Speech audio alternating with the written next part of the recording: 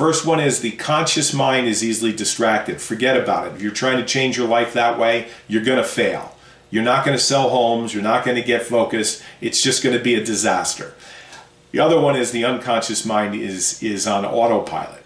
So what Anthony taught me as a hypnotist and also as a speaker that went around the world for 44 years was this. Are you ready for this? This is what you came for.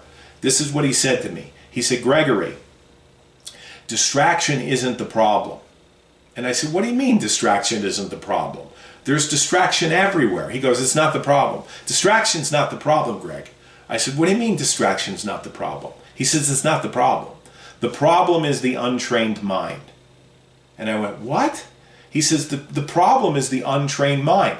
So Anthony started in the real estate industry 44 years ago.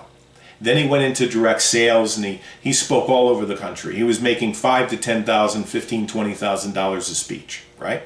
He would walk out and he would say, it's easy to get motivated, it's hard to stay motivated. And this is what Anthony said to me. He would walk out to the audience and he would point to somebody and he'd go, you, where do you see yourself in 5 years? And they would look up. There you go. I like to see myself making more money. I'd like to see myself in a better house.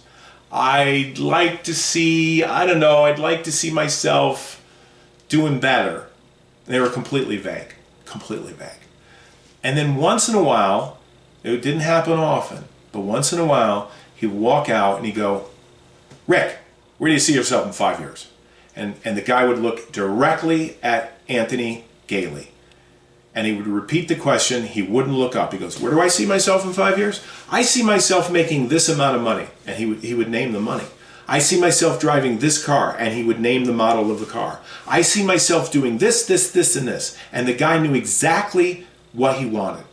So I said to Anthony, I said, so what's the difference? He said, Greg, the difference is imagination.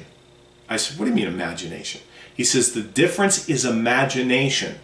One person uses their imagination to escape reality, and the other person uses imagination to create reality. I said, is it that simple? He said, Greg, when I asked people what they wanted and they knew exactly what they wanted, I'd also say, so what's your position in the company? Oh, I'm the top realtor in the association. I'm the top realtor in the brokerage. I'm the top salesperson in the company. I'm number one. I'm number two. And I said, so Anthony, what's the difference? He says, the difference is the person that is not distracted and is focused, they're using their imagination in such a way that they're creating the reality.